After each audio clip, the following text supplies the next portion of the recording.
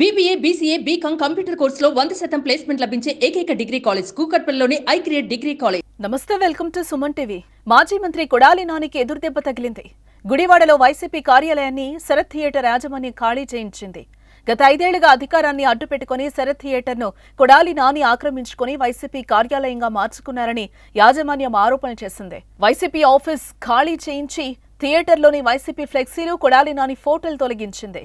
గుడివాడలో YCP office ఖాళీ అయ్యిందని ఎమ్మెల్యే వెనిగండ్ల రాము తెలిపారు. కూటమి ప్రభుత్వం రాగానే శరత్ టాకీస్ ను యాజమాన్యం స్వాధీనం చేసుకుందని అన్నారు. గుడివాడ నడిబొడ్డులో ఇన్నాళ్లు అరాచకానికి అడ్డగా వైసీపీ కార్యాలయం నిలిచిందని అన్నారు. ఇక్కడకు రావాలంటే ప్రజలు భయపడే పరిస్థితి ఉండేదని, ఆఖరుకు 3 హక్కుదారులు థియేటర్కొస్తే బెదిరింపులు ఎదుర్కొనే పరిస్థితి నెలకొందన్నారు. గుడివాడ వ్యాప్తంగా కొడాలి నాని అనుచరులు పేద మధ్యతరగతి వర్గాల ఆస్తులను కబ్జా చేశారని, వారందరికీ కూడా న్యాయం చేస్తామని వెనిగండ్ల రాము తెలిపారు. శరత్ టాకీస్ యాజమాన్యంలో ఒకరైన మున్సిపల్ మాజీ చైర్మన్ యలవర్తి శ్రీనివాసరావు ఆహ్వానంతో టీ పార్టీకి ఎమ్మెల్యే రాము, టీడీపీ నేతలు హాజరయ్యారు.